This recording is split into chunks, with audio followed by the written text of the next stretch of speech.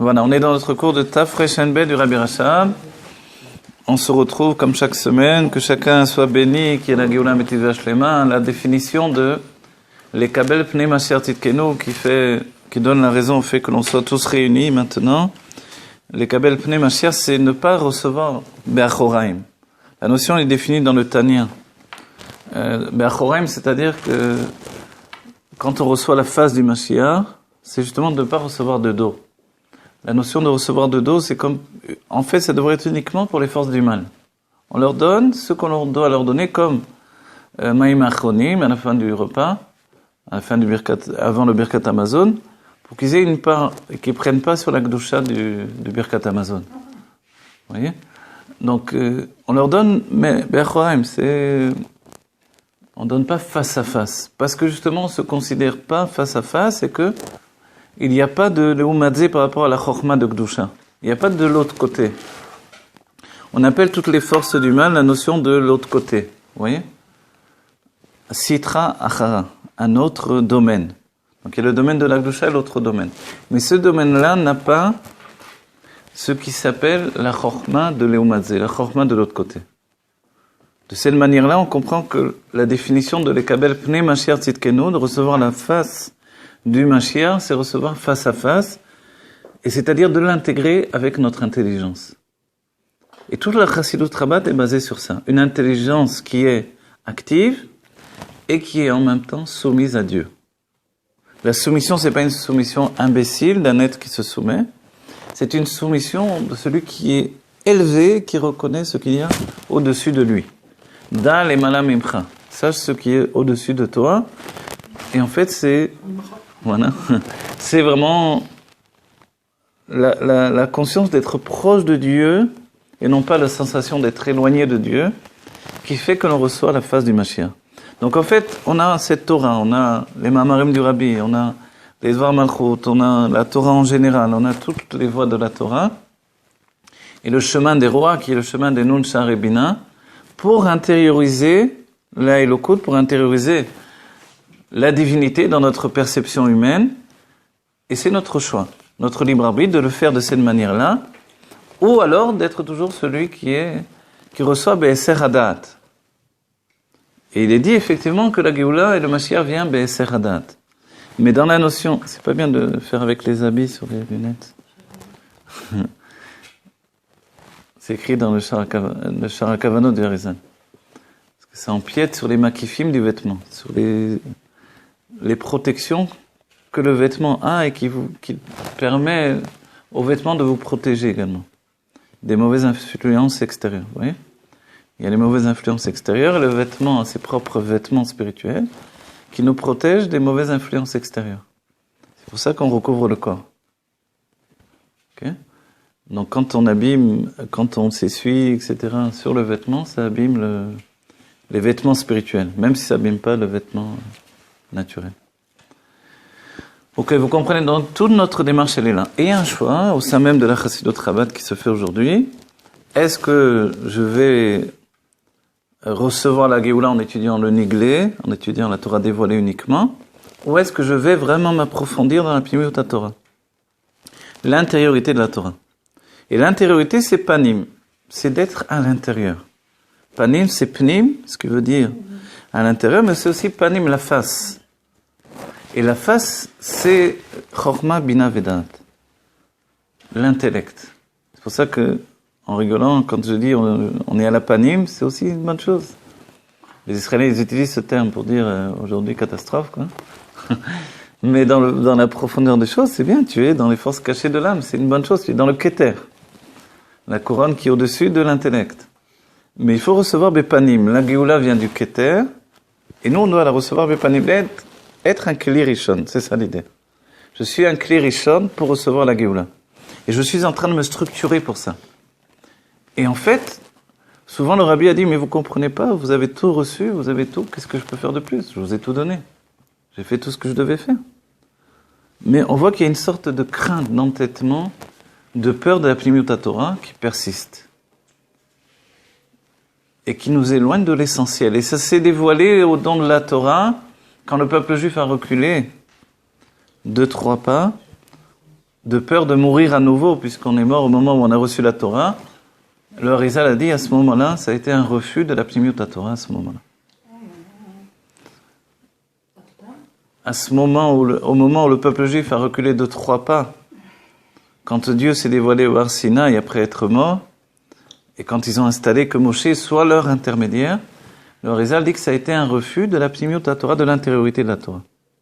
Ça a été une crainte terrible de klot hanefesh, ce que l'on a eu comme peur dans les siècles suivants pour ceux qui étudient la Kabbalah, la peur qu'ils deviennent fous, etc., etc.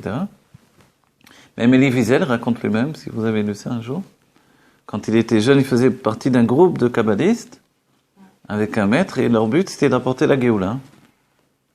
Et un de ses amis est devenu fou, et c'est bien que ça a interrompu leur étude et ils ont arrêté. Donc a priori, ça rend fou cette Torah-là. Ça rend fou quand on l'étudie uniquement dans la notion corporelle. C'est-à-dire quand le machal, l'exemple, est le corps et non pas l'âme. Mais quand on étudie la Pnimiut Torah, l'intériorité de la Torah, par le biais de l'âme, notre exemple c'est notre âme, alors ça rend pas fou. Au contraire, ça crée une osmose, une fusion entre le divin et notre réalité. Mais la crainte précédente reste encore, subsiste. Et malgré que l'Admor HaZaken a écrit le Sefer HaTanya, et que le mot Tanya est une klippa, qui est dans l'âme, une écorce qui recouvre en fait nos possibilités de s'attacher à Dieu directement par la Pnimiut Torah, cette klippa, l'Admor HaZaken a voulu la détruire avec le mot Tanya, avec ce nom-là, en commençant son livre avec ce mot-là. Malgré ce, nous sommes une génération où, comme il y a beaucoup d'âmes du monde de Asiya, alors il y a beaucoup d'âmes qui ont encore peur de la Pnimiut Torah. Et qui sentent que cette chose-là, c'est loin de leur vie. C'est loin de leur existence. Mais en même temps, on comprend que c'est l'héritage de notre être. De notre être, c'est notre définition profonde. Et à nouveau, on peut la subir. Dans le sens où on prend les choses et on n'y comprend rien. On aime bien, mais on ne comprend rien. Ou alors, devenir maître de cette compréhension. Voilà. Ma démarche à moi, c'est d'essayer de faire que les élèves deviennent eux-mêmes des maîtres, donc eux-mêmes maîtres de cette compréhension. C'est plus difficile, il y a moins d'élèves, mais en même temps, grâce à Dieu, on peut définir quand même. Sur YouTube, ça se rajoute tous les jours des abonnés, parce que l'âme veut la vérité. Et quand on offre la vérité à l'âme, alors elle veut y accéder. Donc voilà. Alors voilà, c'est ce cours-là que l'on étudie, c'est les Kabel Pnimiyut Tzidkenu, c'est une Torah qui est en relation avec la Géoula, c'est la lumière de la Géoula dans la Géoula, le Tafresh Hanbeh du Rabbi Racham. Alors, ce que l'on a vu de merveilleux, c'est que, je vais vous rappeler un peu, si je m'en rappelle moi-même, il y avait une définition de Kav Amida, la mesure qui est donnée par le Kav Ein-Sof, la ligne de lumière infinie. La ligne de lumière infinie, c'est cette ligne de lumière qui revient éclairer et entraîner la vie. Vous savez, c'est comme la situation du bébé dans le ventre de la mère et le cordon ombilical qui le vitalise. Nous sommes nous aussi comme un enfant dans le ventre de la mère et nous recevons le lien avec la mère, qui ici n'est pas une mère supérieure, mais plutôt Avinu Sheba Shamayim, cette notion de l'intimité de Dieu qui se trouve au-delà de l'endroit spirituel qui nous a été accordé pour la construction des mondes et pour notre vie personnelle.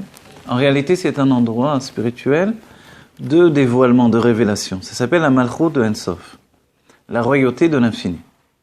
Dans cette royauté de l'infini, qui est un état de révélation, où chacun vient se révéler, on descend de niveau en niveau jusqu'à arriver à la Malchut du monde de Asiya, à la royauté du monde de l'action dans lequel on se trouve. Vous voyez, notre monde, ce n'est pas le globe terrestre. On pourra dire, j'ai compris ça, puisqu'il y a aussi l'espace, le cosmos, etc. C'est vrai. Mais le globe terrestre qui se trouve dans un petit endroit du cosmos, et finalement tout tourne autour de lui dans la définition de la Chassidut, tout tourne autour de la Terre, parce que c'est le point de, on va dire, c'est le point de perception, c'est le point où on travaille. Depuis cette Terre, on agit, on travaille. C'est la finalité. Le Rabbi dit, c'est relatif. Si j'étais sur le Soleil, alors tout le système solaire tourne autour du Soleil. Mais quand je suis sur la terre, tout tourne autour de la terre. C'est ici que ça se passe. Et ce point de relation avec le cosmos autour de nous, ce n'est qu'un début de la vision des choses, de ce qui nous dépasse. Parce que c'est vrai, on peut se demander pourquoi toutes les galaxies existent, puisqu'on vit que sur cette terre-là. On comprend que c'est un tout. Et comme dans le corps, il y a tous les atomes et toute cette fusion de vie intérieure que l'on ne voit pas. Alors si on ne la voit pas, pourquoi elle existe? On comprend bien que grâce à ça, le système de révélation de notre être dans notre personnalité, il existe. La notion de sensoriel, de toucher, de perception, tous nos sens sont mis en place par ces atomes en fusion. Les particules qui se promènent dans l'univers intérieur qui est en nous, en fait, elles sont uniques, malgré qu'elles ont l'air exactement comme les particules de la table, du ciel, des océans et des objets. Tout a l'air semblable, et pourtant tout est particulier. Donc qu'est-ce qui fait la notion de particulier? C'est ce qui s'appelle le corps du juif.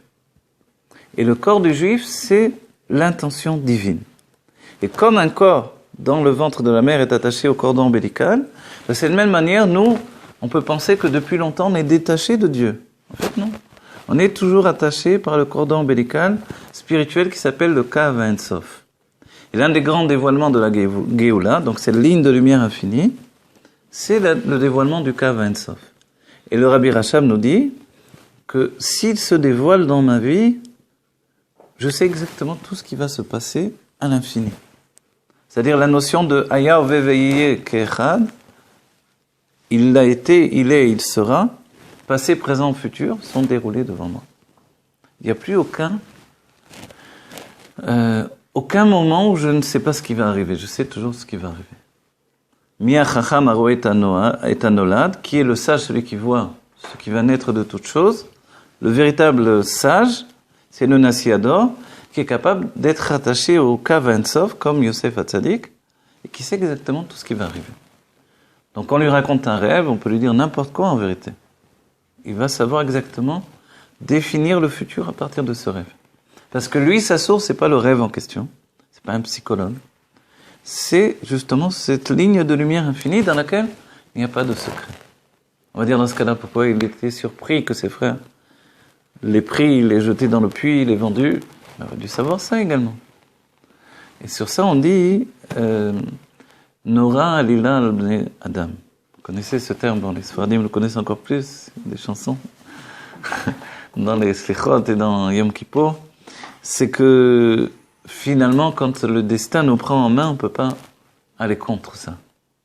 C'est-à-dire que même quand on sait tout, il y a toujours un unique Dieu du monde qui décide de mon destin. Il y a un moment, même les Nessi Ador ont eu des choses qui leur ont été cachées.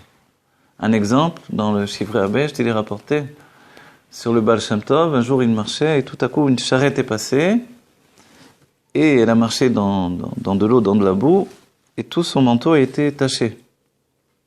Et à ce moment-là, il a dit, il y a un grand tzaddik qui vient de partir, et on me l'avait caché. On m'avait caché qu'il était très malade pour pas que je prie pour lui. Alors on va dire, quel rapport entre la boue qu'il vient de recevoir? C'est comme ça que la chose lui a été annoncée. Mais de là, on apprend que ça lui avait été caché. Effectivement, quelquefois, on cache quelque chose à un tzaddik pour pas qu'il intervienne. Parce qu'on sait que s'il intervient, tout va changer. Dans un certain point de vue, nous aussi, on pourrait nous dire que si on savait les choses à l'avance, on aurait pu prier et empêcher les choses. On aurait pu empêcher une famille comme ça de partir, par exemple. Mais on ne sait pas à l'avance, on ne sait jamais à l'avance. La Géoula, c'est que plus rien ne nous est caché. Vous comprenez l'état d'esprit? Donc en fait, cette notion-là, c'est la notion de rattachement avec la source de la vitalité. Maintenant, quand on va jusqu'au bout, on va dire, ok, mais il y a plus que ça. C'est le projet divin. C'est quoi le projet divin? On a dit que tout est perçu par rapport à mon corps. On va dire, oui, mais ce qui est perçu en bout de compte, c'est le voile. Bishvili nivra olam. Pour moi, le monde a été créé. Le Baal Shem Tov explique, c'est l'Admor Zaken qui le réexplique. Bishvili nivra aelem. Pour moi, le voile a été créé. Donc ce monde qui voit la réalité de la présence divine, C'est pour moi qu'il a été créé. Je veux dire, mais pourquoi dans ce cas-là? Comment on peut dire ça? C'est comme presque une annonce positive. Pour moi, le voile a été créé. En fait, la perception que j'ai du divin à travers cette réalité, c'est unique à chacun d'entre nous. Et c'est pour ça que tout le monde ne court pas étudier toutes les choses aussi. Parce que la perception, qui peut être quelquefois très étriquée d'une personne, elle se suffit de rencontrer le divin juste à travers la divine providence, ce qui est déjà un état très élevé, mais qui ne peut pas satisfaire quelqu'un qui est en recherche de connaissances. Donc dans ce cas-là, celui qui est à la recherche de la connaissance, il va se tourner vers la science. Parce qu'on ne lui a pas ouvert la porte de la connaissance de la Torah. Combien de grands scientifiques, imaginez, s'ils avaient découvert ça, Einstein ne serait peut-être pas devenu Einstein. Alors Dieu lui a mis le voile, justement, qui correspond à sa vie, qui lui a permis de s'avancer vers la science et de ne pas devenir un génie de la Torah. Vous voyez? Etc. Tous les cas que l'on peut trouver. Mais on comprend bien que le voile dans ma vie, il est bénéfique et négatif. C'est la notion du vêtement qui cache et qui dévoile en même temps. Et le Rabbi Rachab dira 2 vêtements, celui qui cache ma nudité et celui qui dévoile ma personnalité. Qui permet de dévoiler ma personnalité. Et le Rabbi Rachab dit, chez l'homme en particulier, chez les femmes, il n'y a pas 36 vêtements, on va dire, mais chez l'homme, enfin surtout l'homme religieux, quoi. Il y a le t-shirt, un vêtement de peau, plus le talit katan, plus une chemise, plus une veste, on va ajouter le talit gadol à la choule. Vous voyez pourquoi il y a des masganites dans les choules.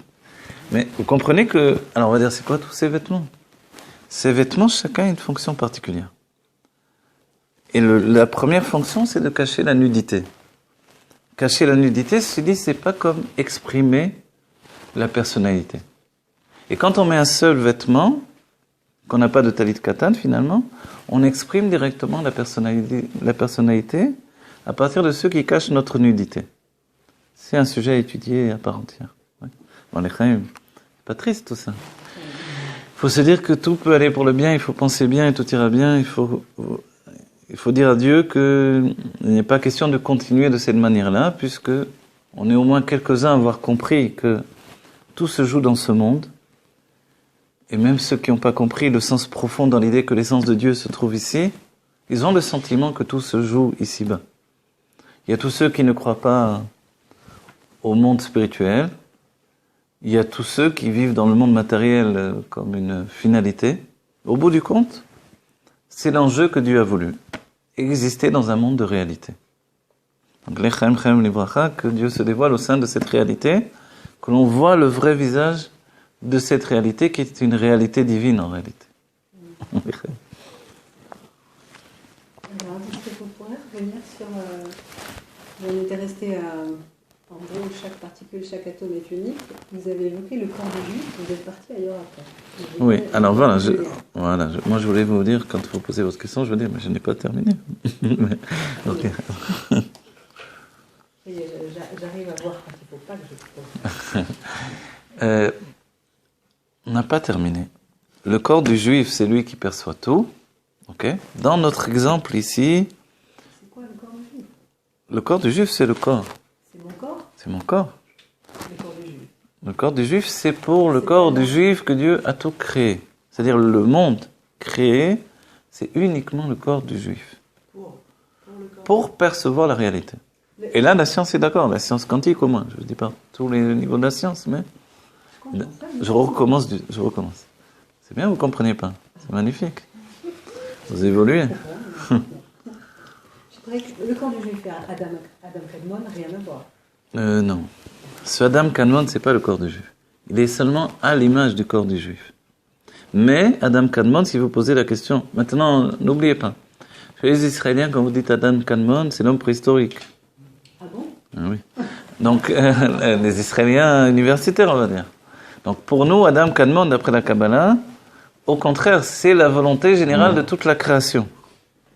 C'est le premier vêtement sur le Kav Ein Sof, sur le cordon ombilical dont on a parlé. Cette ligne de lumière infinie, elle a une gaine qui s'habille autour d'elle, qui se structure en 10 sphirotes, en 10 structures de dévoilement. s'appelle Adam Kadmon. Les 10 sphérotes qui structurent la lumière Voilà, bravo, très bien. Vous avez bien dit. constituent Adam Kadmon. Constitue Adam Kadmon. Adam Kadmon est là, il n'a pas disparu. On est à l'intérieur d'Adam Kadmon.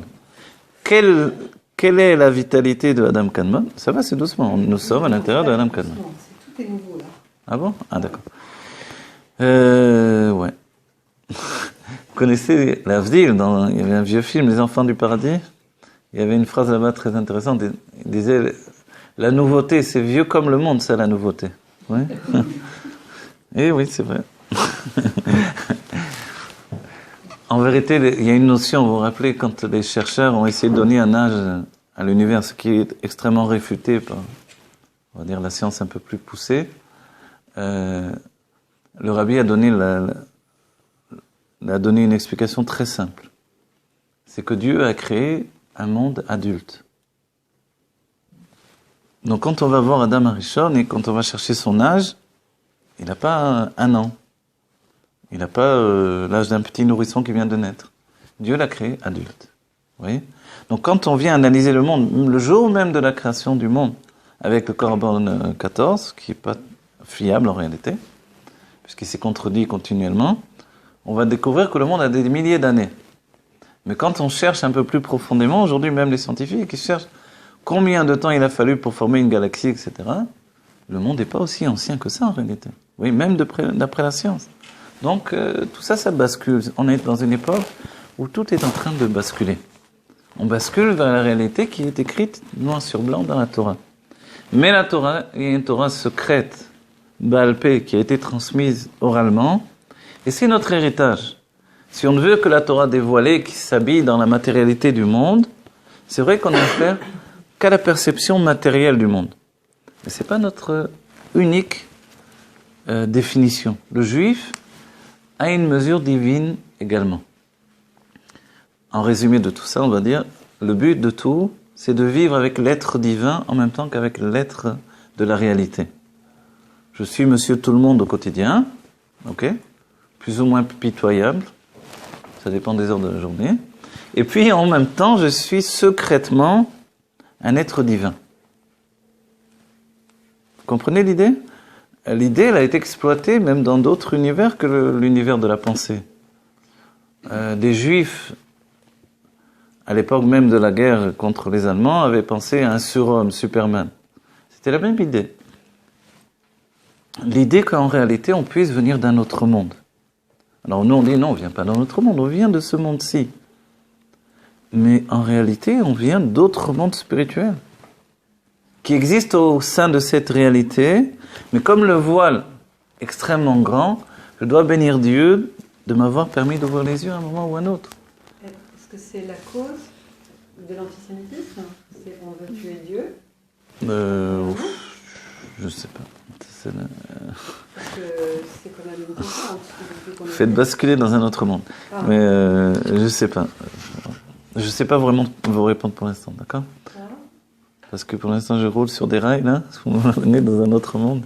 Mais j'en sais rien, franchement. On veut tuer Dieu ? Oui, nous sommes... Ah, on veut tuer on veut tuer le Dieu juif, en fait. C'est ça que vous voulez dire ? On voulait tuer Dieu ouais. À travers les Juifs. Ok, mais il n'a jamais réfuté l'idée de la chrétienté.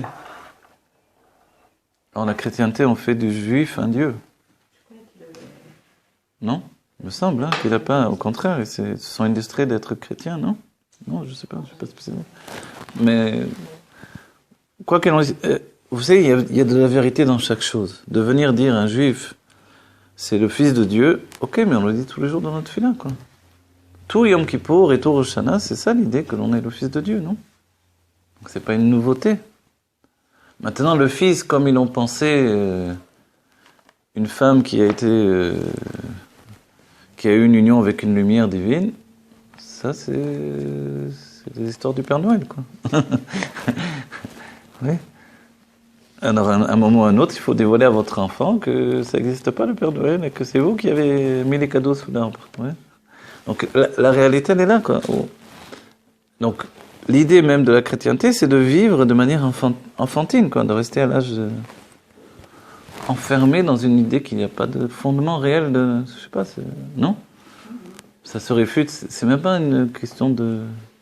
Vous savez, quand il y a eu des oppositions entre les hommes juifs, les savants juifs, les Talmidei Chachamim et des grands évêques ou des trucs comme ça, ils ont toujours perdu. Les évêques, etc. Mais parce qu'il n'y a pas d'études chez eux. Quelle étude? Ils n'ont pas ils ont rien. Il n'y a pas de fondement. Donc, en réalité, compte tenu que seulement le judaïsme a vraiment une étude derrière, parce que c'est la Torah qui est donnée par le Créateur lui-même, le reste, c'est du vent. Ce sont des inventions humaines. C'est ça qu'il faut entendre. Maintenant, il y a des gens bien partout, on ne vient pas dire que... Ok. Mais ce sont des inventions humaines. Et les non-juifs doivent se rappeler que pour être un chassidé au Mot Haolam, celui qui fait donc partie de la Géoula, celui qui appartient au juste des nations, il doit respecter les 7 lois de Noé. Donc cette loi, ça se trouve facilement sur Internet aujourd'hui, il faut les respecter. Donc si effectivement on va à l'église et on boit du vin en pensant que c'est le sang de l'acrobate, alors c'est déjà un grand problème d'Avodah Zarah en vérité. C'est à cause de ça qu'on ne peut pas boire le vin des non-juifs. Aujourd'hui dans la réalité. Il n'y a plus trop d'idolâtrie sur le vin en dehors de ça. Enfin je sais pas, je crois. En tout cas ça c'est concret encore.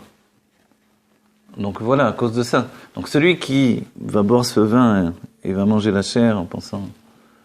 Enfin il va manger, je sais pas trop quoi, mais il mange quelque chose en pensant que c'est le corps de son idole. Alors évidemment, c'est de la Avodah Zarah pure et nette. Vous voyez? Ok, etc. Pourquoi on est venu sur tout ça par rapport à ce que vous avez dit? Ok. Donc l'idée de tuer Dieu à travers le fait de tuer le juif. Je sais qu'il y a eu des écrits pas mal sur ce sujet-là, etc. Ok. Maintenant, quand on pense à Adam Kadmon, pour nettoyer notre esprit maintenant de tout ce qu'on a dit même, d'une certaine manière, Adam Kadmon, c'est la source de l'existence. C'est la source de l'existence et il est fait à l'image du juif qui s'est élevé dans la pensée divine.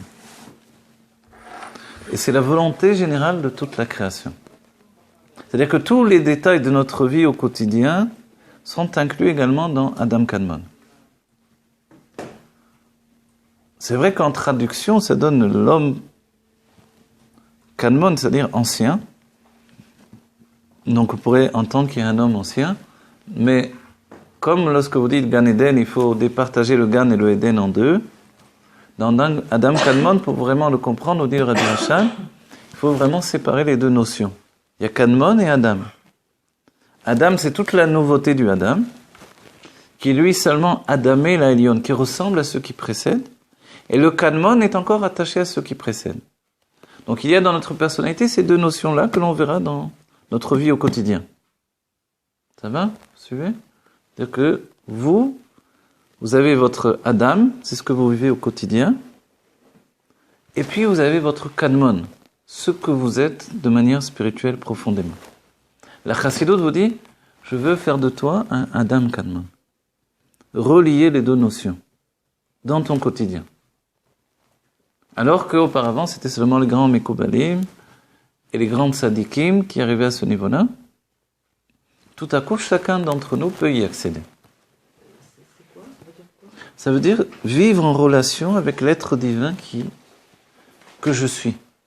Je ne suis pas simplement un être de réalité, je suis un être de divinité également. Et c'est la préparation exacte pour recevoir Pnei Mashiach Tzidkenu. Vous voyez?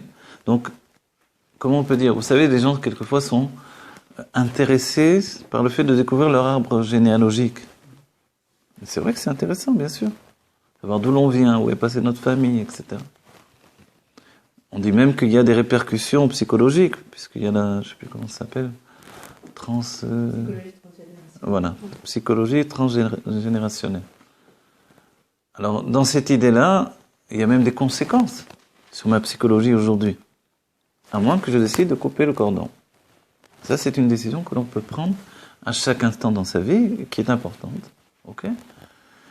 Mais de la même manière que mes ancêtres et les ancêtres de mes ancêtres ont une influence peut-être sur ma psychologie aujourd'hui, c'est-à-dire sur mon bien-être au quotidien, la Chassidoute vient me dire, de cette manière-là, également, toute ta structure divine que tu connais pas dans ta vie, puisque c'est le grand masque, le grand voile dans lequel tu vis, le olam dans lequel tu vis, le monde. Alors en réalité, si tu vivais avec tout ça, tu serais un autre être. Et c'est même le moyen de laver, de nettoyer toute la psychologie qui est encrassée, qui est embourbée dans la réalité et dans les problèmes de réalité qui se répercutent de siècle en siècle. Tout à coup, quand je me rattache à une nouvelle source, alors tout est différent. Vous connaissez, il y avait un vieux chassid, pour accéder au mikvé, il devait monter pratiquement par une petite montagne, mais c'était très difficile à escalader, surtout en hiver dans la neige, et les autres devaient faire tout un détour. Et un jour, on lui dit, mais comment tu fais toi? Il était, je sais pas, il avait 80 ans. On lui dit, comment tu fais pour pas tomber? Il a dit, quand on est accroché en haut, on tombe pas en bas. Et ça, c'est la réponse. Vous comprenez? Quand on est accroché en haut, tout dépend de nous. Dieu nous donne le libre arbitre. C'est ça notre libre arbitre. Tu choisis la vie ou tu choisis la mort. La mort, c'est cette réalité qui s'arrête à elle-même. La vie, c'est l'arbre de vie. L'arbre de vie, il est là. Et c'est pour ça que l'écrit principal du Harizal s'appelle Etz HaChaim. Je te donne l'arbre de vie pour te sauver. Pour te sauver de la mort. Ok, donc ici on a compris que il y a la ligne de lumière infinie qui devient Kavamida. Compte tenu que cette ligne de lumière, elle véhicule le monde qui précède le Kadmon de Adam, c'est-à-dire le monde qui précède le dévoilement. Je fais le topo, on va dire. Ah, voilà, on a du Mozart en plus. Je sais pas si c'est Mozart.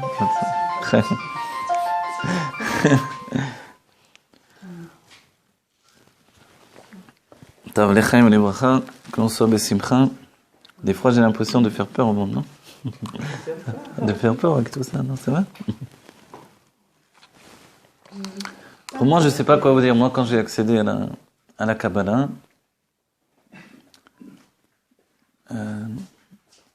d'abord, le premier livre que j'ai lu, vraiment, quand je suis revenu à mon judaïsme, c'était le Zohar en français, édition Verdier. C'est ce que j'avais, je sais pas pourquoi j'ai eu ça, dans les mains, mais voilà ce que je lisais. Mais après, quand je suis venu étudier la Chassidoute, alors j'ai vraiment découvert un monde merveilleux. Mais il y avait des questions, qui étaient le monde de la Kabbalah qui se cachait derrière la Chassidoute. Alors j'ai voulu à tout prix étudier la Kabbalah. Et quand j'ai commencé à étudier la Kabbalah, mon âme sortait du corps. Vraiment.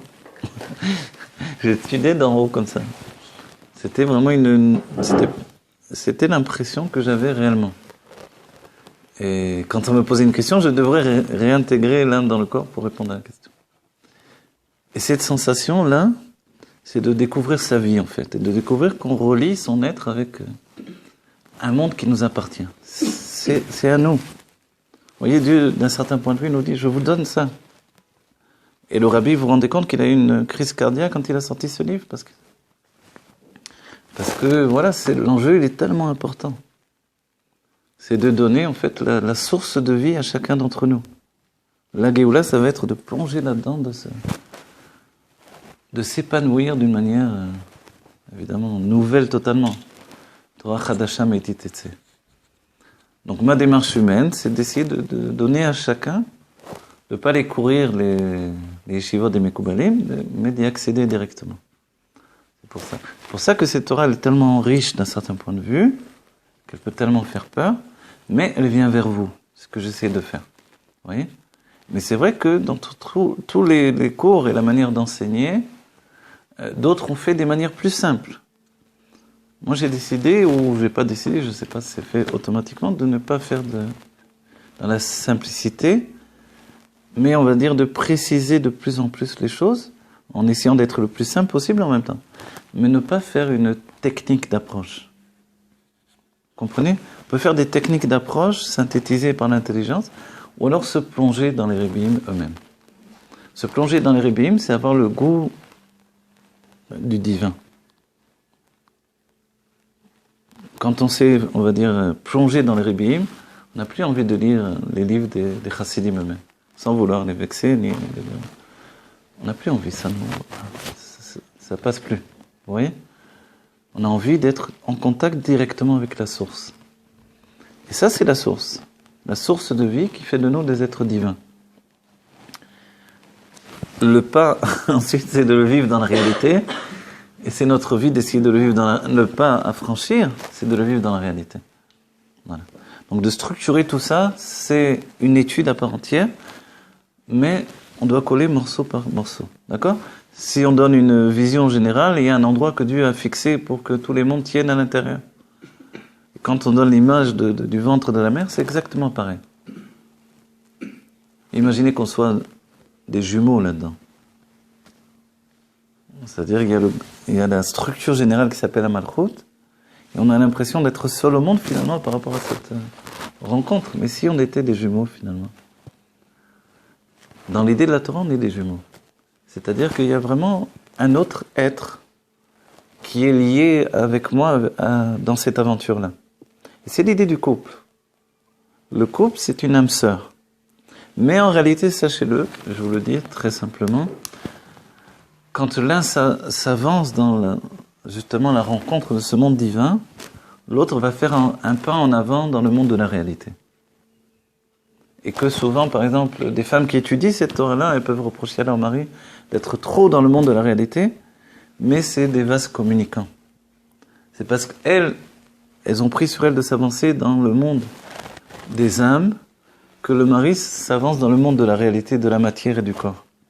Et c'est un équilibre que Dieu a choisi pour que l'on puisse continuer à exister dans ce monde et concrétiser en fait notre présence jusqu'à la Géoula Amitית Vashlema. Parce que si l'âme des deux côtés se donnerait entièrement dans le monde de l'infini, alors on disparaîtrait en réalité. Comme si on n'avait jamais existé. Vous avez compris le message? Non. Je voulais dire par là que, par exemple, si un mari a une femme qui est trop matérielle à sa vue, et que lui se pense extrêmement spirituel, aussi la femme se dit, mais moi je me suis donné à fond dans le chassidut, et lui, il veut rien entendre, il est ou dans le moussard, ou dans le monde de l'argent et des affaires, ou dans le monde du travail, le monde matériel bekitso. Alors l'un et l'autre, le mari ou la femme, peuvent se dire comment ça se fait? Pourquoi c'est comme ça? Est-ce que c'est mon zivug? La réalité, c'est ça, l'idée du zivug. C'est comme Adam Kadmon. Le Adam qui se plonge dans la réalité et le Kadmon qui reste attaché à ce qui précède. Vous voyez, vous devez le comprendre. Oui, mais aujourd'hui, on n'est pas en train d'étudier que ce qu'on étudie, là, c'est mamache la réalité, puisqu'on étudie les sens. Alors, en fait, justement, c'est pour ça que, dernièrement, dans les cours, je vous exprime les choses de deux manières. Dans le corps, vous avez raison totalement. Mais dans l'âme, en réalité, il y a tout ce que l'âme entraîne de dévoilement pour, on va dire, à la fois pour la conscience du corps, qui le préfigure à ce qu'il va découvrir quand il va être un être divin absolu, donc Dieu dévoilé dans le corps. Vous savez, le dévoilement de la Géoula. Mais l'âme, elle s'avance vers une découverte infinie. Alors cette étude grandit l'âme. Elle grandit l'âme, mais elle renforce le corps. Vous savez, l'âme et le corps, dites-moi où s'arrête l'âme, où commence le corps. En fait, c'est impossible de dire. De la même manière, je veux dire, où se termine le ciel et où commence l'atmosphère qui est autour de nous. Vous voyez, d'après la Torah, on dit Sham Maïm. Sham Maïm, ça veut dire Sham Maïm. Là-bas, il y a de l'eau, vous voyez, qui est Eshu Maïm en réalité. Mais le ciel, où est-ce qu'il commence, où est-ce qu'il s'arrête? La finale, quand se terminent les eaux d'en bas, les eaux d'en haut, en fait, il y a effectivement un lieu de fusion. En fait, nous-mêmes, notre âme et notre corps se confondent constamment. Si bien que notre visage brille de la lumière de notre âme. Mais si j'étais dans le Kabbalah, j'aurais dit, un kabbaliste, il n'y a pas de mais ici. Alors, quoi? Vous voulez dire quoi? Le corps a une réalité incontournable. Exactement, mais c'est ça ce que l'on met en avant de merveilleux dans le corps. Voilà, quand on meurt, il y a quelques grammes, au moins, paraît-il. Par rapport au fait que l'âme s'est retirée. C'est nouveau ça, vous savez bien. On sait bien, c'est des choses qu'on a expérimentées il n'y a pas beaucoup de temps, mais la réalité matérielle du corps, qui va se décomposer et revenir au quatrième octobre. L'âme, pourquoi c'est... Au contraire, c'est je comprends ce que vous voulez dire. J'ai compris. D'accord. Vous voulez dire... Pourquoi c'est pas si différent du corps? Je comprends pas. D'accord, moi, d'accord. Oui, j'ai compris. C'est très bien. Bonne question, bravo. Bonne analyse. Question d'enfant. Ce sont très bonnes questions d'enfants. Moi, au début, on m'a dit, ne pose pas ces questions. Je crois. Après, je vais le rabbi poser les mêmes questions d'enfants, comme vous dites. C'est des questions de bon sens. Comment on peut dire qu'à la fois le corps va être une entité particulière et déjà une entité particulière? Comme vous avez dit, puisque l'âme se retire, le corps est un petit peu plus léger. C'est une découverte. Est-ce que tout le monde accepte ça? Bon, c'est prouvé d'un certain point de vue, mais... comment on peut dire que le corps est une entité à part entière qui va être notre Géoula, le Gilou Yatzmut, et que, puisque, regardez, vous vous rappelez, juste avant, je mets un instant de... On a dit départager toujours les notions en deux. Même quand je dis Gilou Yatzmut, départager la chose en deux. Gilou et Atzmut. Atzmut, c'est l'essence. L'essence de Dieu, c'est notre Géoula, et Gilou. Toute la difficulté, même dans le Chassidut, et qui fait une difficulté au Mekoubalim. Pour moi, c'était vraiment des discussions très enragées avec les Mekoubalim, en fait, hein, que vous ne connaissez pas, mais a priori, il ne peut pas y avoir de Gilou et Atzmut. Et Rabbi eux-mêmes le disent, et le Rabbi lui-même le dit. Ou c'est Atzmut, l'essence de Dieu, et c'est être, et donc il n'y a pas de dévoilement, donc c'est ce que l'on vit, que ce que tu veux, voilà, tu as ce que tu veux. Tu voulais l'essence de Dieu, la voilà. Vous comprenez? Donc je n'ai rien à demander. Donc plus je suis matérialiste, plus je suis dans l'essence de Dieu. Et plus je réussis dans la vie. Il faut être concret. D'accord? Les gens qui réussissent, c'est des gens très concrets, matérialistes.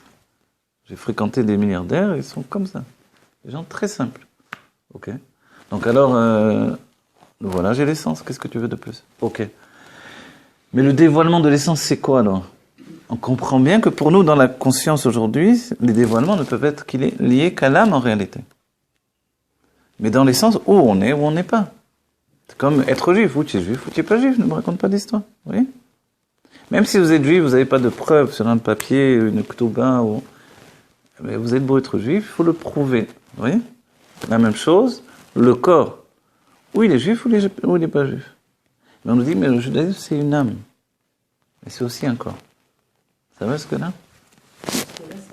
Ça va. Et pourtant, vous auriez pu dire, mais si c'est l'âme qui est l'essentiel, pourquoi le judaïsme passe par un corps? Et pourquoi vous parlez tant de corps, du corps de Jésus? Je vais vous dire pourquoi. C'est parce que c'est l'aboutissement de tout. C'est ça qui m'a échappé jusqu'à... Alors voilà, on va recommencer. Quand Dieu choisit le peuple juif, il choisit le peuple juif dans son corps et non pas dans son âme. Le destin du juif, c'est pas un destin d'âme. L'âme, c'est Dieu lui-même. C'est quoi la nouveauté pour Dieu d'être une âme? C'est pas une nouveauté. L'âme, c'est 10 sphirotes qui deviennent 10 forces de l'âme. Il n'y a pas une transformation extraordinaire. Mais qu'est-ce qui donne une psychologie à l'âme? C'est la rencontre avec le corps. Vous êtes bien d'accord que la psychologie naît avec l'autre, en fait. Il faut au moins 2 personnes pour avoir une conscience psychologique. Même si c'est 2 personnes, c'est moi uniquement. Et dans les grands tourments de l'âme, ceux qui sont schizophrènes, c'est aussi un tourment au moins avec 2 personnalités conjuguées. D'accord? Donc en fait, le corps, et c'est toute l'idée du Tanya de nous dire, c'est la conjugaison de plusieurs personnalités qui occasionnent chez nous une difficulté, mais une richesse. Et c'est pour ça que je vous ai dit, même quand vous dites Gilou et Atzmut, c'est 2 personnalités. Et on doit le comprendre, c'est très important, sinon on ne comprend pas ce qui va être dans la Géoula.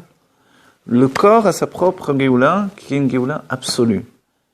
Le corps vient de l'essence et il reste l'essence. Quand on dit le Gilou et Atzmut sans penser à l'idée de Gilou et qu'est-ce que ça engendre, c'est le corps qui reçoit ça, d'une manière absolue. Mais le dévoilement, c'est le dévoilement du nom de Dieu, Yudke Vavke, qui veut dire Aya Ove Veiye. Ce qui entraîne en fait, non pas du tout un état d'être, mais un devenir infini. Vous comprenez ce que je dis? C'est pas trop philosophique, on va dire. Un devenir infini, ça veut dire que l'âme va rentrer dans un devenir infini, qui va l'agrandir sans fin, jusqu'à ce qu'elle puisse... Qui est l'être, en vrai. L'être, vous savez que l'être, c'est être. Mais, comment vous dire? Tout ce système que Dieu a mis en place, on peut dire, mais puisqu'il est l'être, Pourquoi il a fait tout ça? Non, c'est la question simple. C'est vrai. Pourquoi? Alors, c'est pour ça qu'il y a toujours eu cette recherche. Normalement, dans la Pnimiut HaTorah, on remet jamais en compte l'idée de l'existence de Dieu, mais l'idée de l'existence du monde, c'est une grande question, et l'existence même de moi-même, c'est une question. Et une autre question essentielle, c'est pourquoi Dieu a créé le monde? Ok? Le Zohar dira pour qu'il soit connu. C'est-à-dire, le monde est un moyen de se faire connaître par des créatures créées. Ok? C'est vrai que le Rabbi Rachab nous dira dans le Samer Vav, dans ce cas-là, il aurait dû créer que le monde de Hatzilut, qui n'est pas une création, qui est une émanation. Le monde de l'émanation, c'est un monde divin, d'où proviennent nos âmes dans leur structure de base, et là-bas, il y a la véritable connaissance de Dieu. C'est-à-dire que nous étudions grâce au monde de Hatzilut. Toutes les sphirotes, toutes les structures de...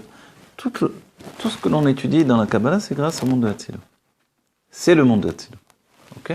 Donc le Zohar explique les choses, comme toujours, le Zohar vit dans les mondes divins, en fait, au sein de la réalité qui est notre monde.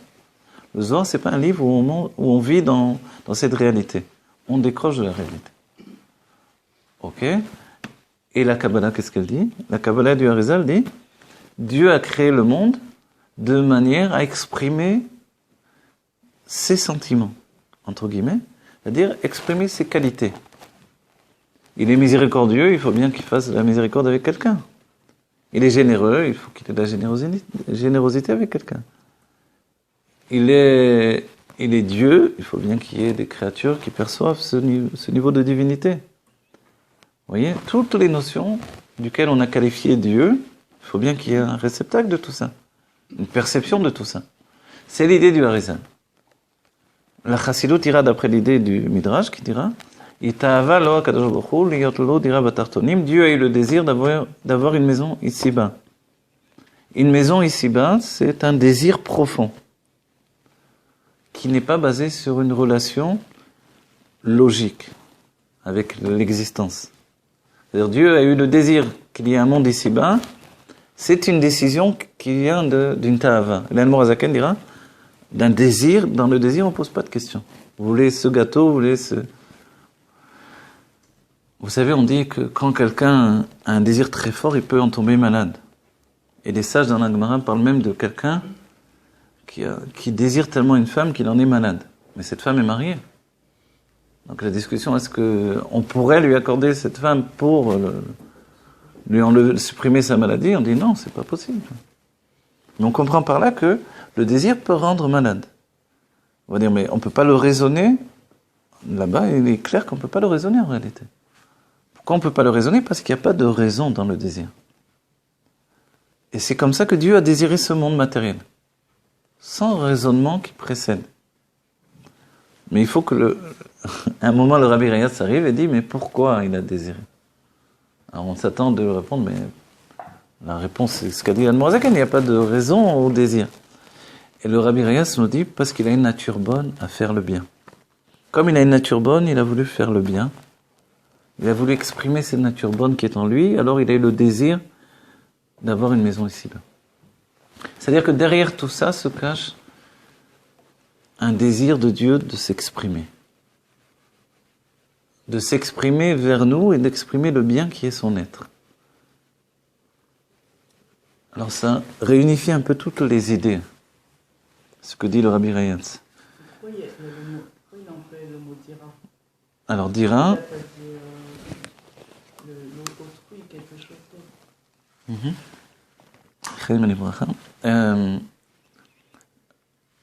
La dour, c'est habiter. Et le mot dar, vous savez, il y a écrit dar les Amalek, vous vous rappelez? Bechol dor. Vous vous rappelez ça? Milchama les Amalek, bechol dor, on dit c'est dar, la chambre dar. Pourquoi? Il a changé le dalet en resh. Le dalet de Echad, Shema Yisrael Hashem Elokeinu Hashem Echad, il enlève juste un kotz. On dit kotz vedardar. Le kotz, c'est le dalet, il a la lettre dalet, elle a un petit kotz, un petit, je sais pas comment dire, c'est une pointe sur le côté droit. On enlève ça, ça fait acher que tu présentes. Et c'est tout, un petit rien. Ce kotz, c'est quelque chose qui est pas tellement perceptible, c'est l'inconscient. Et Amalek vient agir sur l'inconscient. En fait, une dira, c'est cette idée-là. C'est deux personnalités qui régissent une dira, une maison. Un état conscient et un état inconscient. Donc Dieu veut résider dans un monde qui dévoile les deux aspects. L'état conscient et l'état inconscient.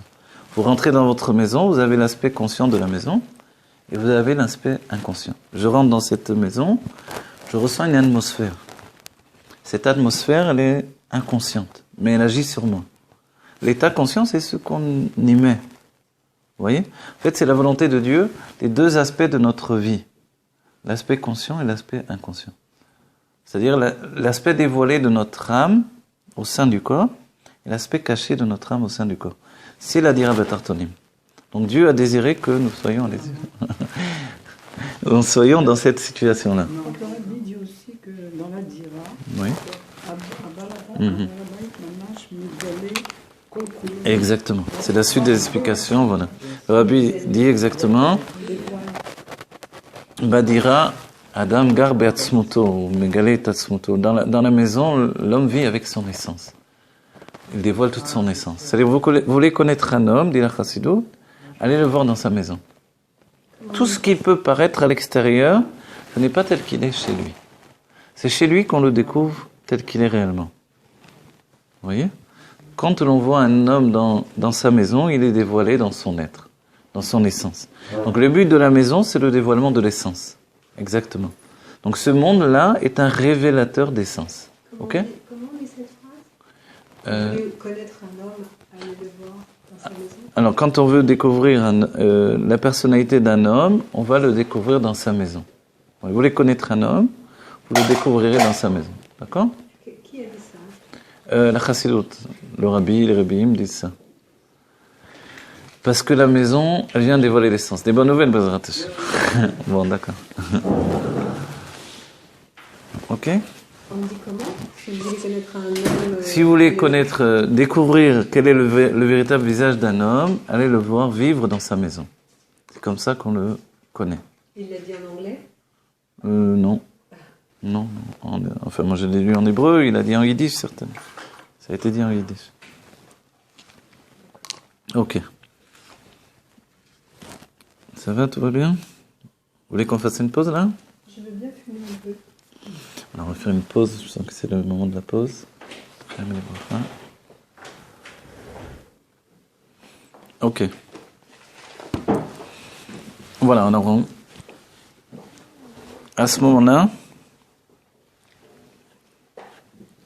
en cet instant précis, on va dire, on reprend les choses. On a entraîné tout ce que l'on a dit par rapport à l'idée du Kavamida. Effectivement, le fait de la situation de l'âme dans le corps. C'est le projet divin à part entière, l'âme dans le corps. Et pour préfigurer la situation de l'âme dans le corps, il y a une préparation de nos âmes dans les mondes divins.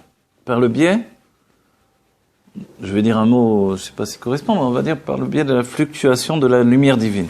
C'est-à-dire, la lumière divine se répand, elle se structure, ça va prendre plusieurs mondes spirituels avant qu'elle atteigne une structure d'équilibre.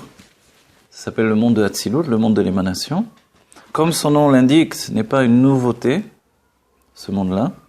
Au contraire, c'est une finalité. Parce que quand on dit une lumière qui émane, c'est-à-dire que ce n'est pas une nouvelle lumière. C'est une lumière qui émane d'une source. Donc en fait, tant que nous sommes dans les mondes qui s'appellent, il y a de nombreux mondes qui s'appellent les mondes de l'émanation, ce sont les mondes qui précèdent la création. Voilà.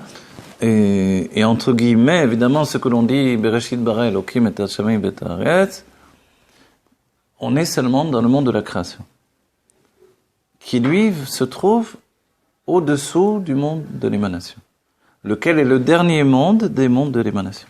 Ça, vous comprenez l'idée ? La lumière émane.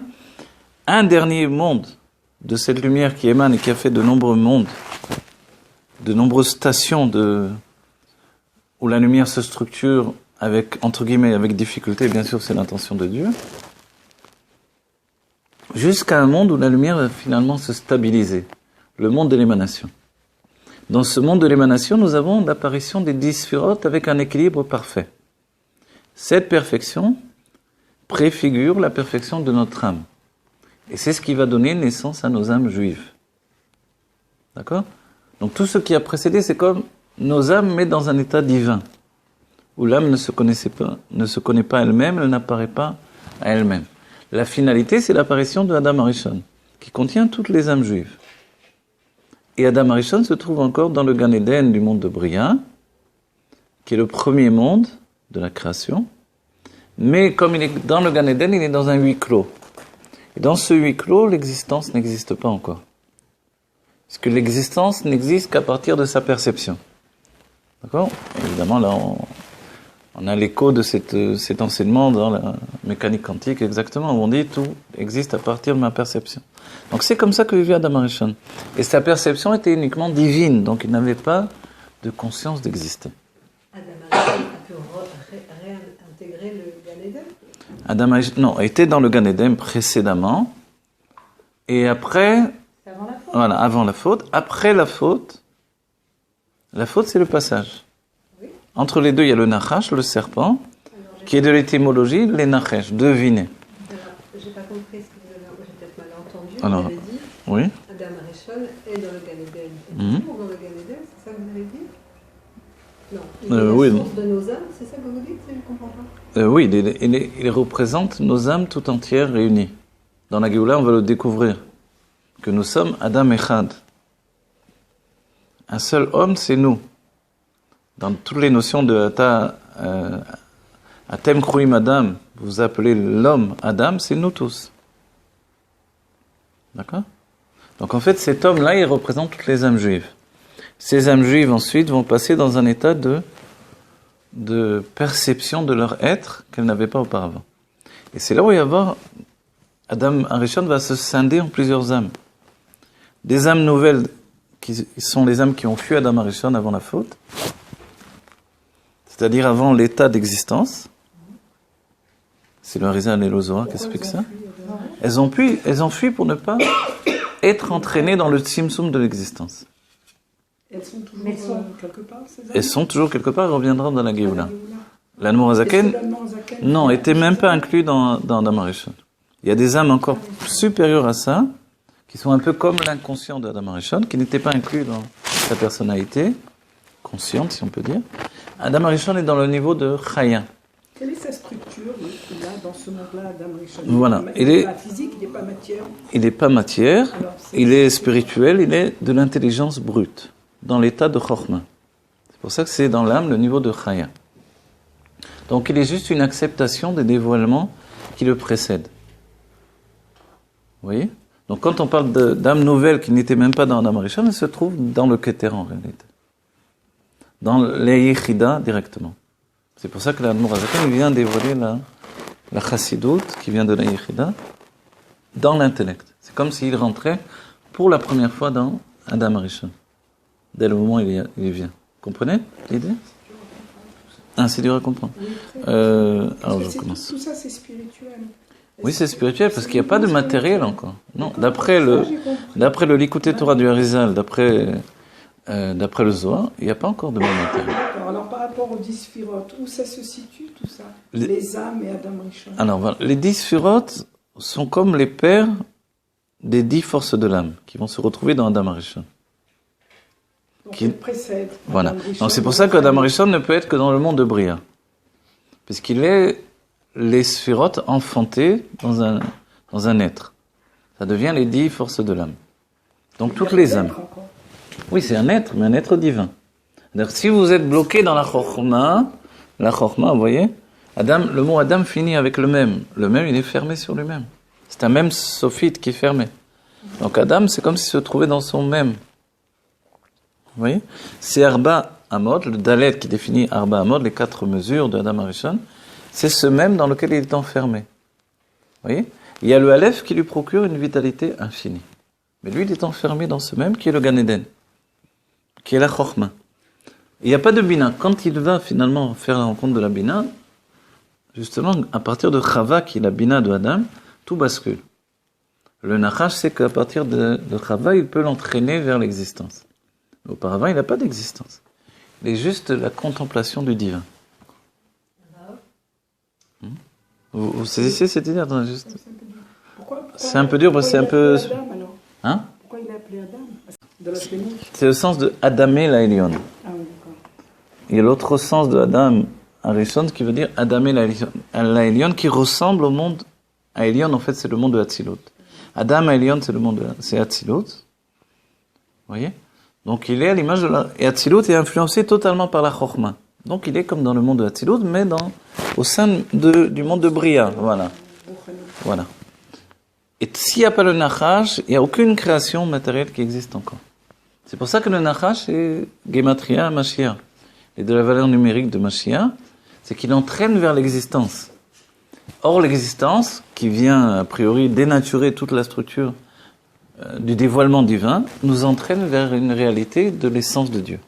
On se sépare du devenir et on rentre dans l'être. Mais entre les deux, il y a toute une période de devenir infini. Le Nachash Gematria, la valeur numérique de Nachash, le serpent originel, c'est Mashiach. Le Nachash en hébreu, c'est-à-dire les Nachesh, deviner. Voilà. Et le Mashiach se trouvait dès le début du monde, en fait. Le Mashiach, ce n'est pas de fuir la réalité du monde. Le Mashiach, c'est de dire, la vie dans laquelle tu vis, c'est la meilleure vie pour toi. Le Mashiach, il est là. Le Mashiach, il est là. Pas parce qu'on n'est pas prêt, mais bon. Voilà, il est là. Il est dans un état où on sait même qui est Mashiach. Mais dans l'état de notre vie, le Mashiach, c'est celui que l'on doit rejoindre dans la Géoula. C'est ça l'idée. Il est dans une structure qui est la Géoula, c'est-à-dire le monde qui a arrêté de se dénaturer, un monde où se dévoile l'essence de Dieu qui est présent dans l'existence. Et il attend qu'on y parvienne nous-mêmes de nos propres forces. Il nous a donné les outils pour y parvenir. C'est une Torah qui est, depuis le début du monde, qui s'est transmise de Nassiador en Nassiador, de prince de la génération en prince de la génération. Que ce soit le Orach Chaim HaKadosh, que ce soit le Rambam, vous voyez.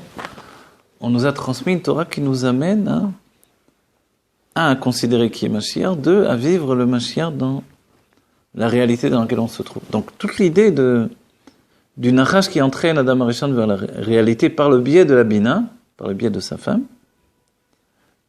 c'est que cette réalité n'est pas perçue chez l'homme dans sa structure spirituelle. Adam Arishon, il représente l'homme dans la structure spirituelle, la Chokhmah.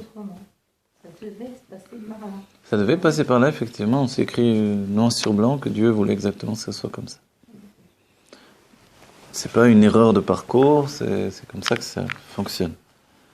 C'est pas une faute. C'est une faute dans la déclaration, si vous voulez, mais dans la réalité profonde de l'intention divine, c'est une volonté de Dieu.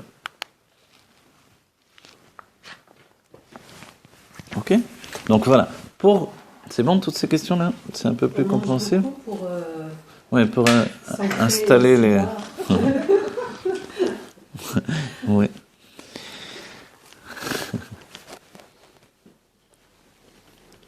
Voilà. Ici, donc, on a étudié tout ça par rapport à l'idée qu'il y a un Kav Amida.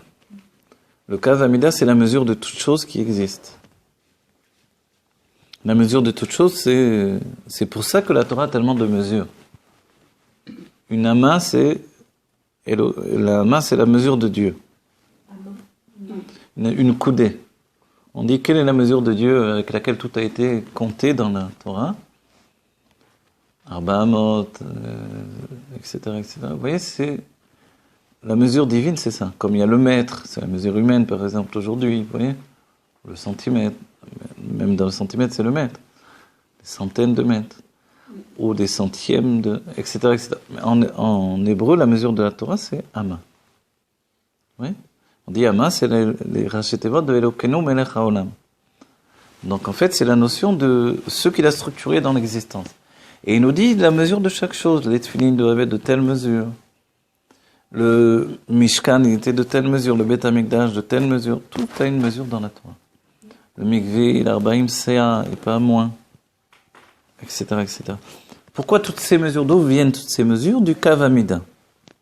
Le Kav Amida, c'est le Kav Ein Sof, la ligne de lumière infinie dont on a parlé précédemment. La lumière est sortie pour donner un endroit vide de dévoilement, donc elle s'est voilée en vérité, et elle revient par le biais de cette lumière infinie. Oui. Et à partir de là, il y a une structure de dévoilement ininterrompue jusqu'à aboutir à la conscience de la matière. Au sein même de la matière, on va dire entre guillemets le challenge, on va dire le but, le défi de ce monde-ci, c'est de devenir spirituel au sein même de la matérialité. Un enfant vient du ventre de la mère où il a étudié toute la Torah, il vit encore dans les mondes spirituels, il n'est pas du tout limité par le corps, et quand il sort du ventre de la mère, immédiatement il se confronte au monde matériel. Il y a de quoi pleurer. Et nous, qu'est-ce qu'on fait? On le renforce dans l'acquisition du monde matériel. On s'inquiète qu'il ait toujours à manger, qu'il ait toujours... Quand on le structure, on le renforce, on le rend plus fort dans le monde de la matière. On lui apprend ce qui est bien, ce qui est mal, ça c'est interdit, ça c'est permis, etc., etc.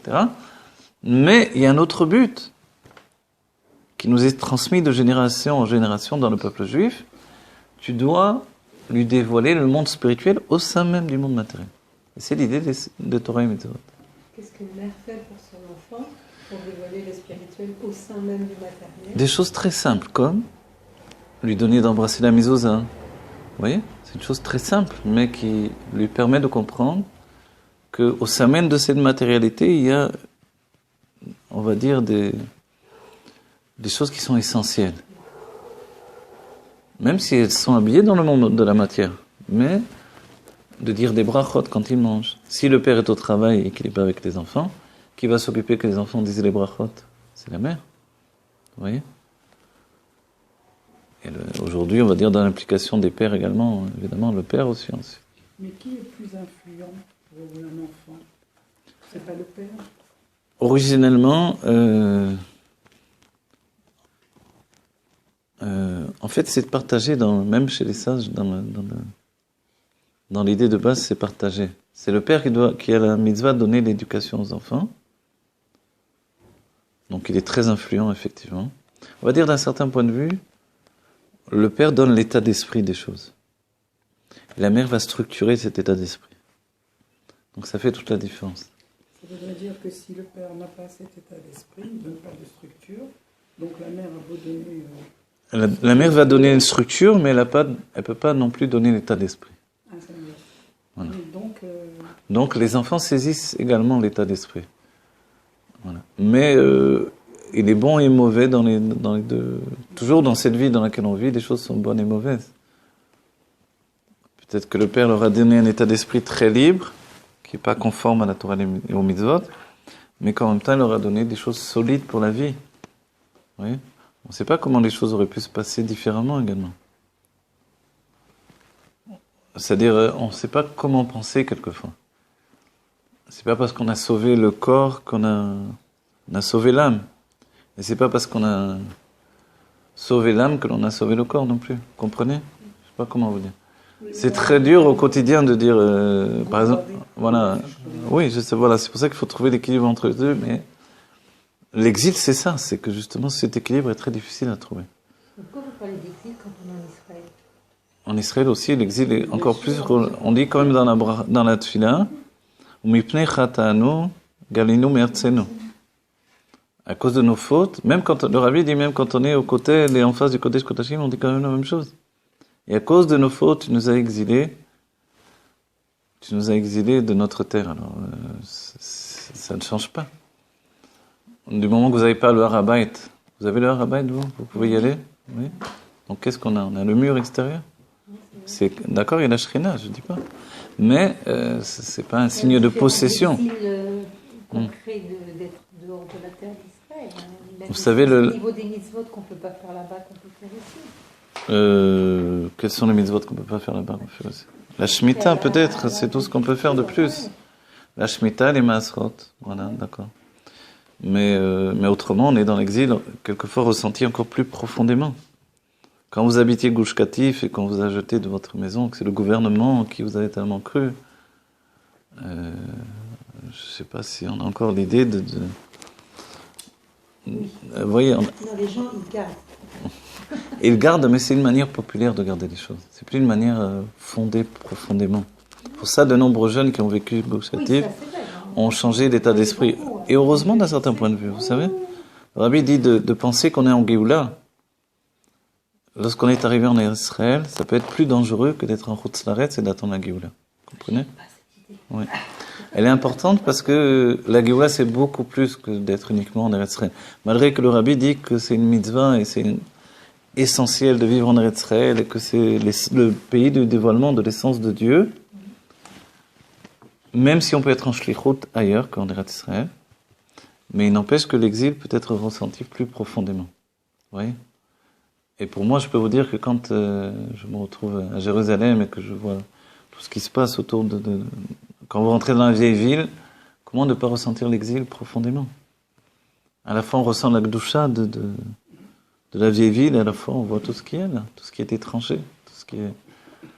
Et malheureusement, on meurt encore en Eretz Israël à cause de notre judaïsme. Donc, quand il y aura la Géoula, il y aura la Géoula pour tout le monde, vous comprenez? Hein? Il y aura la Géoula pour tout le monde, pour tous les Juifs, dans tous les endroits du monde. Oh, pardon, excusez-moi. Voilà, c'est le couvre-feu. Je vais répondre. Alors, je vais répondre. Voilà, je réponds. J'ai des messages automatiques, j'écris. Je suis au cinéma. Ah bon? Ok. Et bon, voilà. Ce que l'on a vu en plus, on détermine, puisqu'on est juste dans le résumé du cours précédent, c'est que le Rabbi Racham nous a dit également que finalement, il y a une autre notion qui donne la mesure de toute chose, c'est la bina. La bina, finalement, elle est celle qui intériorise le Kav Ein Sof, la ligne de lumière infinie. La bina, c'est la structure intellectuelle qui s'appelle la réflexion. Et c'est on va dire une personnalité du monde de Hatzilut. C'est la bina, c'est la mère. Et cette bina, elle limite toute chose. Elle a cette faculté de la mesure en question dont on a parlé, qui va aboutir à la mesure dans la Torah. C'est la limite de chaque chose. Ça, c'est la bina qui le donne, qui l'offre, qui le transmet. C'est-à-dire qu'au-delà de la limite imposée à toute chose existante, il y a la limite perçue par l'intellect. Ça, c'est la différence. Le Kav Ein Sof va entraîner également le monde naturel, mais ensuite on comprend que même ce monde naturel a une limite, c'est la limite de ma perception. Dans le sens simple des choses. Quand je ne comprends pas une chose, pour moi, elle est infinie. Et quand je la comprends, cet infini c'est tout à coup rétréci dans ma perception. Mais l'infini n'a pas bougé, a priori. Si j'étais capable de voir la mer, dans les moindres détails, tous les aspects qu'il y a dans la mer, je ne pourrais pas dire l'océan est infini. Or, c'est une définition même des sages de dire l'océan nous dévoile un aspect de l'infini au sein même du monde matériel. La mer est comme Ein Sof. Et c'est vrai que jusqu'à aujourd'hui, on n'a pas exploré tous les endroits de la mer. Ne serait-ce que parce qu'on nous dit dans la Torah qu'il y a le Léviathan et on ne le voit pas. Où il est alors ce Léviathan-là? Un Léviathan physique en dehors de tout l'aspect spirituel du Léviathan. Le Léviathan et Shorabar, c'est ça que vous parlez? Non, oui, mais le Shorabar, lui, même dans le monde, il est caché dans la forêt, dans la montagne, et on ne le voit pas non plus. Shorabar, c'est le bœuf sauvage. Le bœuf de la forêt, si vous voulez, le bœuf sauvage. Dans quel pays? Non, c'est pas la vache rose. C'est quoi le Shorabar? Le Shorabar, c'est le repas de la Géoula. On va manger un repas qui est fait de poisson, de viande, et même de poulet. Il y a un off particulier aussi. Il y a même du vin, il y a une améchoumar. Enfin, ce sont des raisins que Dieu va presser au dernier moment, il va faire du vin, qui sont les raisins pour la Géoula. Qui sont les raisins du temps de la création? Oui. Tout ça a été créé depuis le début du monde. Et c'est très important pour nous, la Géoula est déjà là. Il va y avoir un super pilouche à la Sénat, Exactement. Bon, je dois terminer, mais l'idée que la Bina structure les choses de l'intérieur, c'est ça l'idée que véhicule le Rabbi Racham. C'est-à-dire à partir du monde de Hatzilut, mais aussi dans notre personnalité. C'est-à-dire que si on reprend l'idée de Adam Rishon, tant qu'il est dans la Chokhmah, il n'a pas la mesure des choses. Donc l'existence, entre guillemets, effective, ou l'existence perçue n'existe pas. pour atteindre l'existence perçue, il faut la bina. Et c'est pour ça, dès qu'il a ce besoin d'exprimer son côté féminin comme un être séparé de lui, alors on assiste à la naissance de la bina à partir de la chokhma, à partir de l'intelligence, naît la structure de l'intelligence, la structure de dévoilement qui est la réflexion. La réflexion, c'est aussi un reflet.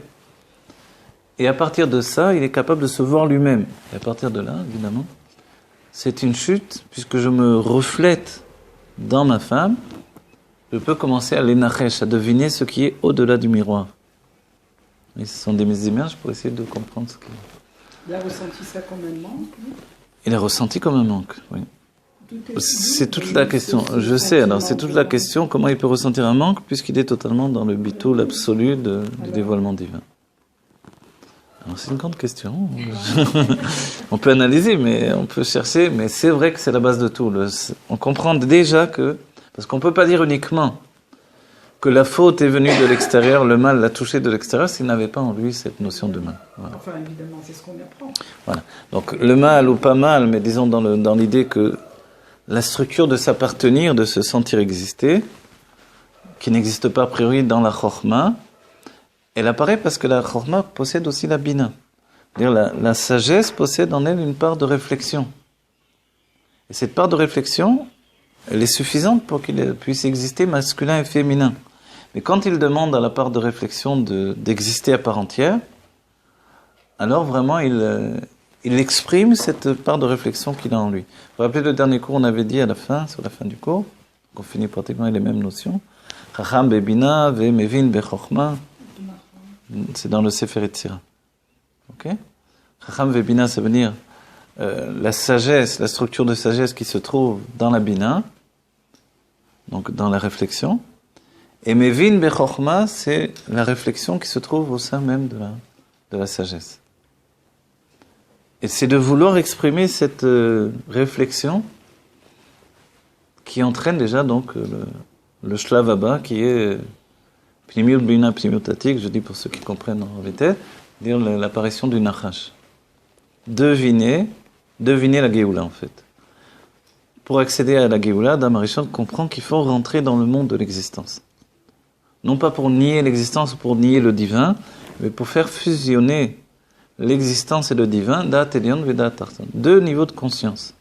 Tout est Dieu, Enon Milevado, et tout est moi. Tout est ce que je perçois, Enon Milevadi. Oui? Il n'y a rien d'autre que moi, il n'y a rien d'autre que lui. S'il n'y a rien d'autre que lui, je n'existe pas. S'il n'y a rien d'autre que moi, il n'existe pas. Alors comment on vit dans un monde où Dieu existe et moi j'existe? Ça, c'est la Géoula. Voilà. C'est le prochain épisode de notre cours. Vivre dans la Géoula, Teref Union Mamash, avec le Rabbi Melech Mashiach, tous les Juifs, tous les tzadikim. Nous sommes tous des tzadikim aujourd'hui, préparés, structurés pour entrer dans la Géoula. Voilà. Que l'on ait tous du bien tangible et véritable et qu'enfin se dévoile le bien absolu de Dieu. C'est-à-dire le bien absolu, c'est que Dieu se dévoile. Que l'on arrête de vivre dans un monde qui est un masque et que enfin se dévoile le véritable aspect, le véritable visage de Dieu. Voilà.